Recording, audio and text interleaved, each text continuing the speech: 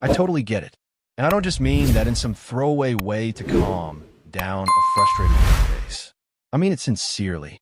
I get why Steelers fans would be disappointed, frustrated, or even just flat out disillusioned after what they watched.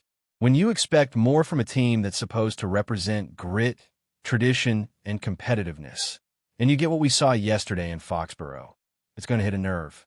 The scoreboard said 21-14, Steelers over Patriots, and that's supposed to be all that matters, right? A win's a win. But even the players knew that what happened on the field wasn't exactly convincing.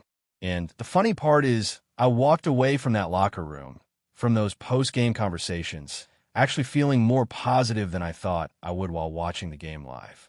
Sometimes it takes hearing from the people involved, watching the film again, and piecing together moments that felt insignificant at the time, but weren't.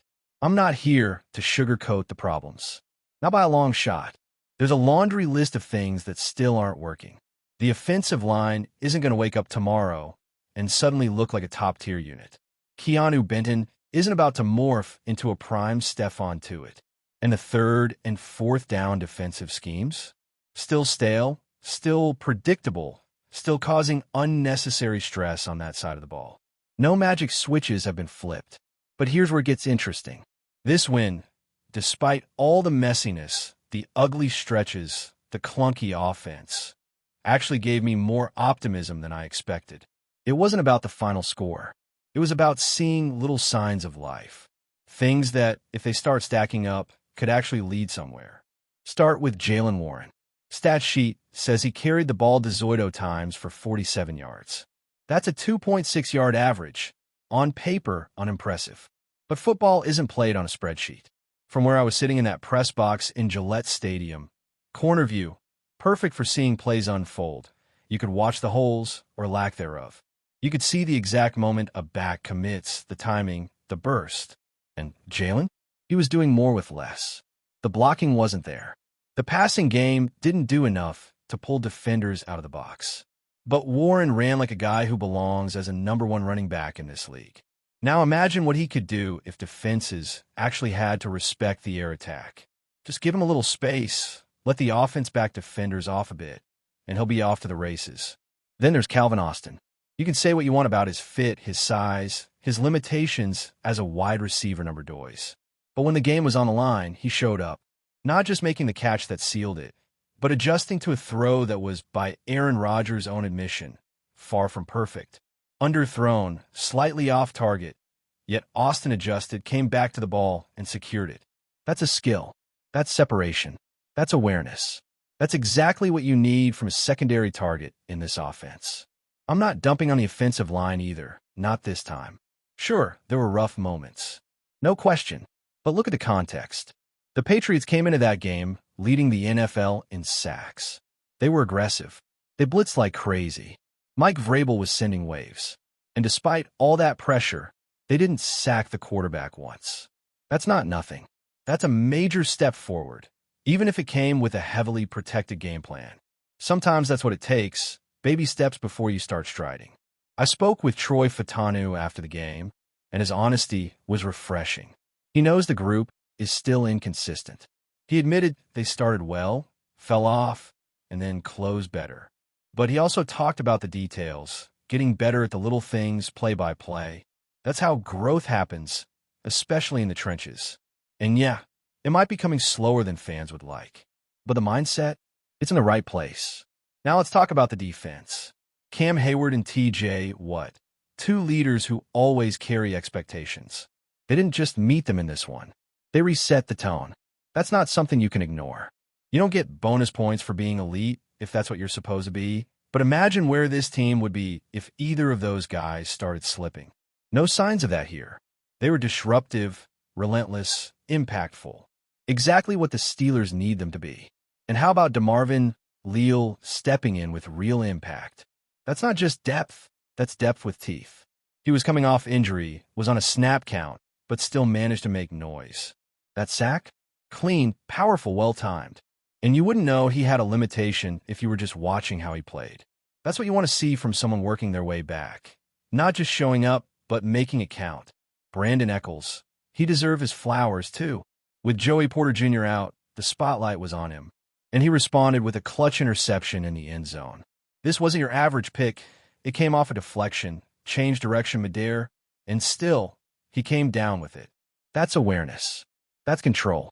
But his biggest moment came later on that final fourth down stop.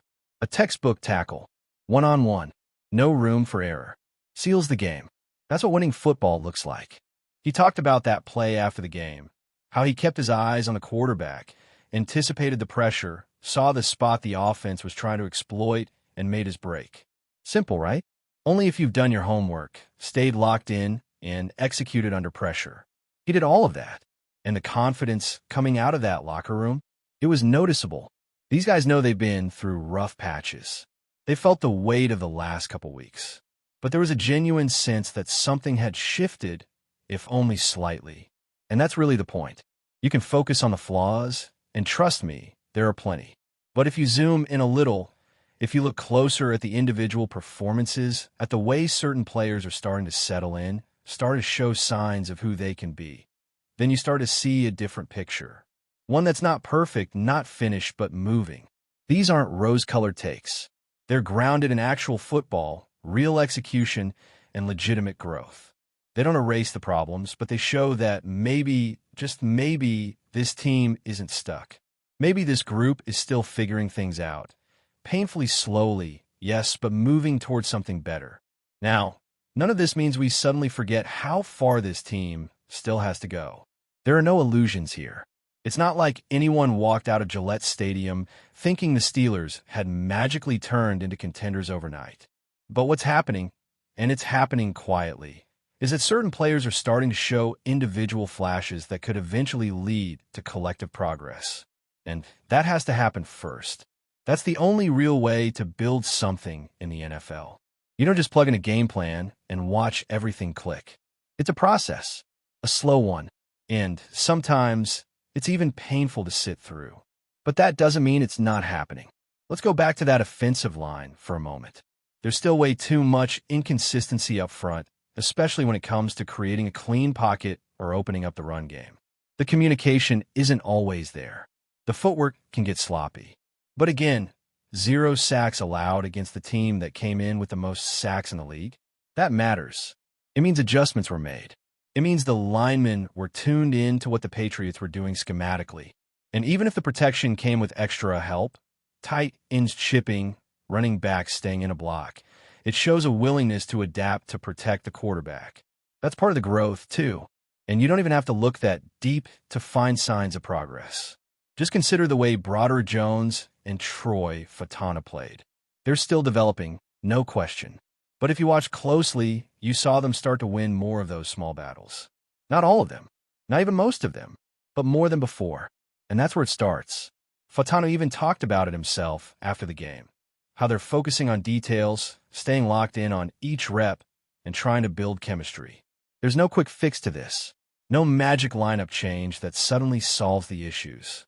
Someone asked if the Steelers should consider flipping Jones and Fatanu, move Jones to right tackle, put Fatanu on the left. That's the kind of idea that comes from frustration, and it's understandable. Jones hasn't been great, but switching positions like that mid-season is not how you build cohesion on an offensive line. These guys rely on each other. The guard has to trust the tackle next to him. The center has to trust both sides. Changing positions now would mean resetting all those relationships, and that kind of disruption could make things worse, not better. If you're going to make a move like that, it has to be in the off-season with time to work it through in camp, not in the middle of the chaos. But maybe the best part of what we saw in this one wasn't about the scheme or the coaching or even the stats. It was about the mindset, the way the locker room carried itself. There wasn't arrogance. There wasn't overconfidence. But there was relief. There was pride. These guys have been through some hard weeks, hearing the noise, feeling the pressure. And instead of folding, they came out and found a way to win. It wasn't pretty. It wasn't convincing. But it was something. Cam Hayward and T.J., what showed again why they're the emotional backbone of this team. They don't just produce, they lead. And when you see them out there flying around, making big plays, setting the tone, you remember why their presence matters so much. It's not just about stats. It's about energy. It's about belief. When those two are rolling, it gives the rest of the defense permission to raise their level. It makes everything else easier. And on the back end, guys like Brandon Echols stepped up and showed they belong. It's one thing to come in for an injured starter and not get exposed. It's another to make plays, real, game-altering plays, when the opportunity comes. That interception in the end zone, the way he tracked the deflected ball, kept his eyes on it, and secured it, that's not luck. That's instinct, positioning, focus. And the tackle he made on 4th down to close it out, that's football IQ. That's physicality. That's being in the right place at the right time, and then executing. There's been a lot of hand-wringing lately about whether the Steelers team has any identity. And it's a fair question. The offense is still a mess. The play calling still leaves plenty to be desired. The passing game is inconsistent. But there are clues now. There are pieces forming. Jaylen Warren is establishing himself as someone who can carry the load. Calvin Austin is carving out a role as a guy who can make something out of nothing. The defense, while far from dominant, still has playmakers in all 3 levels. That's how you start to build a foundation.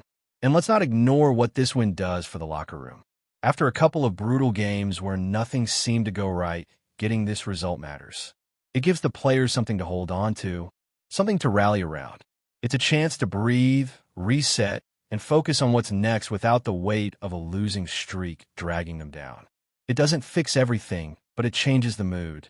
And sometimes, that's just as important as anything else. Because the truth is, winning in the NFL is hard. Winning on the road is harder. And winning when your fan base is turning on you, when every national talking head is writing you off, when your own team seems unsure of itself, that's the hardest of all. But they did it, and that counts for something. Now, this team still has major issues. Let's be clear. The offense needs rhythm. The play calling has to evolve. The protection schemes can't be this conservative every week. The defense has to find a way to get off the field on 3rd downs. But inside of all that mess, you're seeing some signs, some honest, real signs that the pieces are there. But before we dive in, don't forget to subscribe to Steelers Nation Central and hit the like button on this video. Your support helps us keep bringing you the latest updates on the Pittsburgh Steelers. And don't forget to share your thoughts on the news in the comments below. Behind the scenes in the NFL, the atmosphere with the Steelers has been hotter than the winter season itself. Rumors suggest that one of this week's most talked about confrontations didn't happen under the stadium lights, but it was no less intense.